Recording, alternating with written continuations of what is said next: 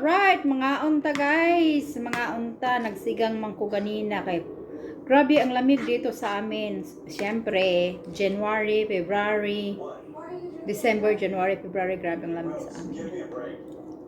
Mm. While eating, watching TV. Tingnan nyo rin ako.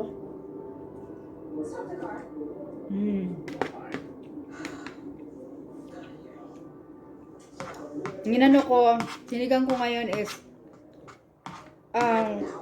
like kana ribs pork, tapos syempre nilagyan ko ng sinigang seasoning.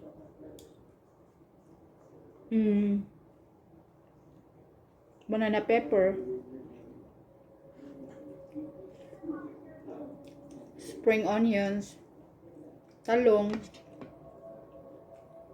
Yan lang madala dito guys, talong talaga eh. Walang mga labanos. Malayo kasi ako sa Pinoy store. Kaya madali ko dito mga gulay, yung mga ano lang talaga.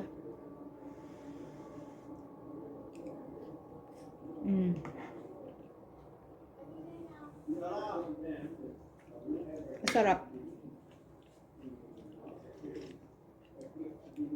Masarap naman talaga pag maraming ano siya, maraming mga seasoning.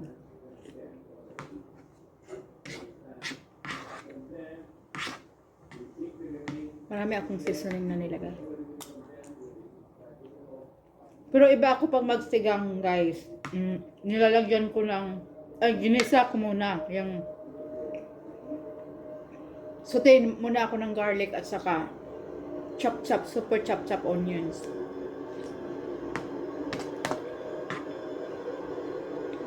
Gusto ko kasi nga magisa muna sa mantika. Ay nako, pinanood ko ngayon nga movie. Magjowa. Tapos itong babae, para siyang underestimate siya sa kanyang jowa nga lalaki. Ayaw niyang gagawin yung mga pinapagawa sa jowa niya, pero wala siyang magawa, susundin niya.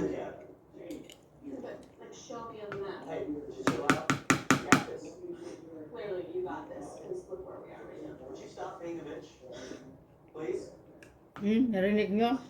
Sabi niya, stop being a geek. Stop being a biatch, sabi niya. Magjowa pa yan ha. Naku, kung meron akong jowa na ganyan, hindi na. Break na talaga yan diretso.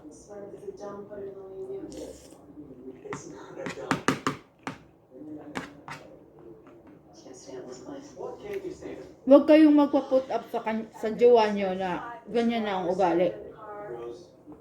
Jowa pa lang ha, lalo na siguro pag mag-asawa na kayo. Sobra na talaga. Sobra na ang nagawan. Yung jowa niya gustong mag-camping sa mountain, yung sa cabin, yung mga bahay kubo, kumbaga, kubo. Kung sa Philippines pero dito cabin yan. Ayaw niya kasi sobra ka bundukin talaga, liblib. Sabi niya, hindi ako sasama sa iyo. Sabi ng jowa niya, bakit hindi ka sasama? Ikaw ang jowa ko. Wala akong kasama kung punta ko doon at gusto ko siya sasama dahil jowa kita. Sabi ng jowa ng lalaki na yan. Sabi ng jowang babae, ayaw ko talaga dahil natatakot ako dyan, super liblib.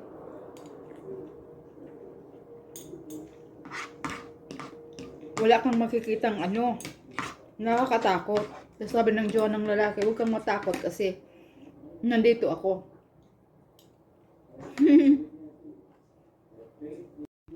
Pwede ba yun guys? Sabihan niya huwag kang matakot kasi nandito ako.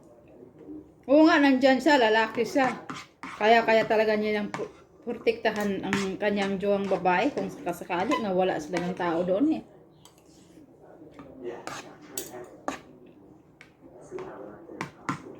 Tapos sinabihan niya yung jowang babae, anong gusto mo?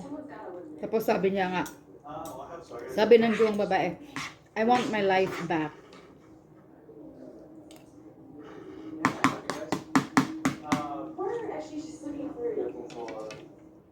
we look for a boat to cross the lake to the cabin. Our cabin's on the other side. Yeah. Sabi niya, I want my life back. Hindi mo na masasabi yan dahil you still own your life. Hindi pa nga kayo mag-asawa, di ba? You still got your life. So, ang gagawin mo, pag sinabi mong hindi ka sasama dahil natatakot ka, huwag kang kumama. Balang maghiwalay kayo. Kasi na masyado yung kung ganyan malang pipilitin ka, hindi ka niya iintindihin. That means hindi ka niya mahal, di ba?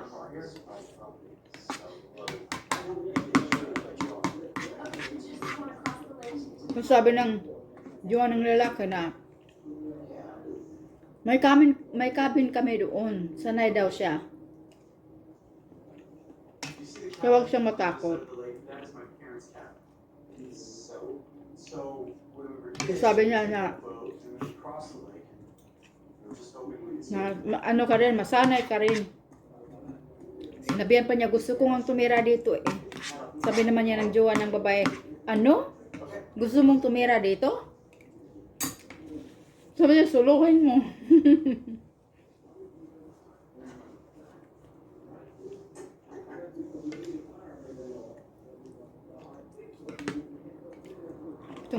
Ito masasabi ko sa mga jowa, ano? Magjowa pa lang kayo, mabuti nang malalaman yung ugali sa isa't isa. Tapos nung malaman nyo na nga, nag-aaway kayo parati, hinto na lang kayo dahil paano na kayo kung mag-asawa kayo?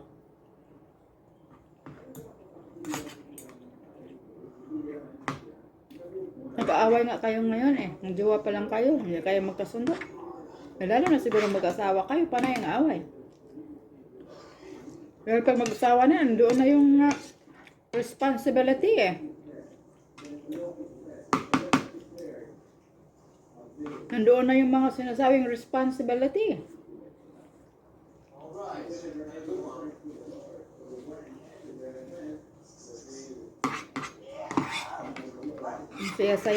Ang saya-saya ng ng jowa ng lalaki kasi enjoy nga talaga siya dahil nga cabin yan ng tatay niya eh, ng parents niya. Para bang sa Philippines ba, ng malabundukin sa liblib merong kubo. Doon kayo muna mag-vacation yung tulad sa mga taga Manila, mag-vacation sila, punta sila sa cabin ng tatay nila.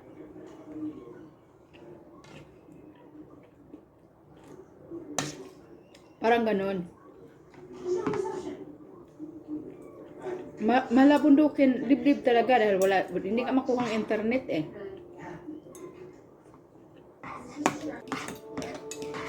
Walang tutulong. So ngayon, nandoon sila sa malaking batis.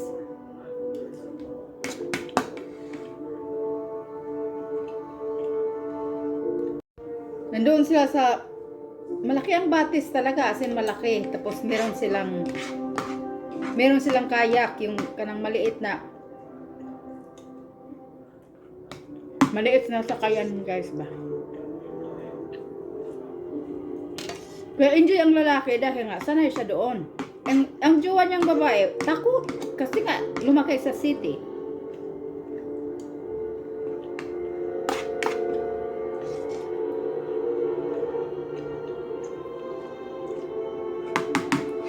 Kahit ang ganda ng surroundings, nature na nature, meron pang malaking sapa, ilog, na pwede silang mag swimming doon. Nagbangka nga eh. Hindi pa rin comfortable ang jowa niyang babae dahil nasa liblib pa rin, takot pa rin siya, kaya madisgrasya siya, walang tulong, which is naintindihan ko.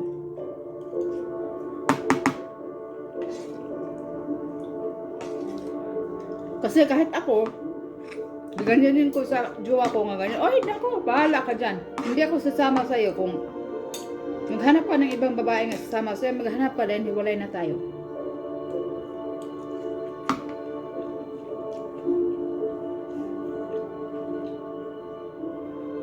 Hindi pwede yung pipilitin ako, no?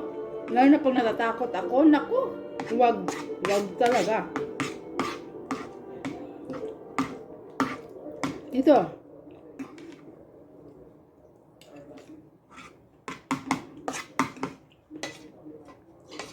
Kawawa ang jowa babae. Ewan ko ba, ba't hindi niya maiwala yan? Ganyan din, meron din Pinay na ganyan, di ba?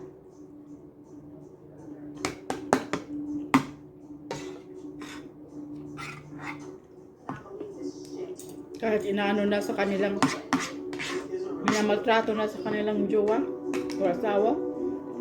Naku, hindi pa rin hiwala yan.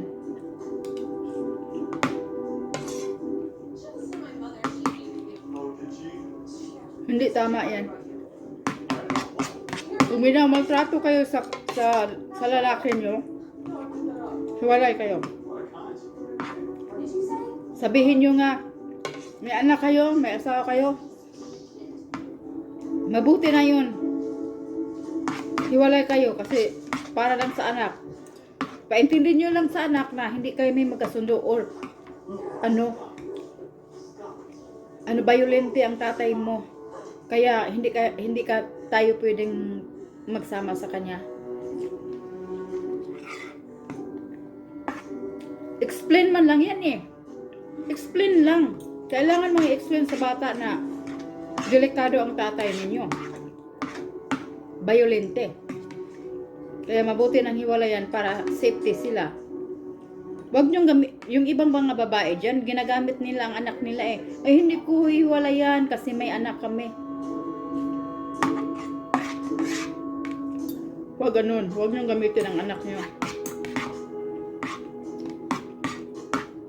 Kaya nang sinabi ko, may anak kayo. Yes. Hindi magandang hiwalay, pero mas maganda na maghiwalay kayo sa makita sa mga anak nyo nga nagbugbugan kayo.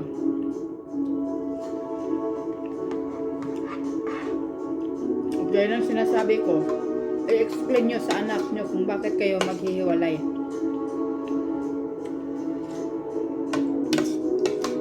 Paintindihan yun.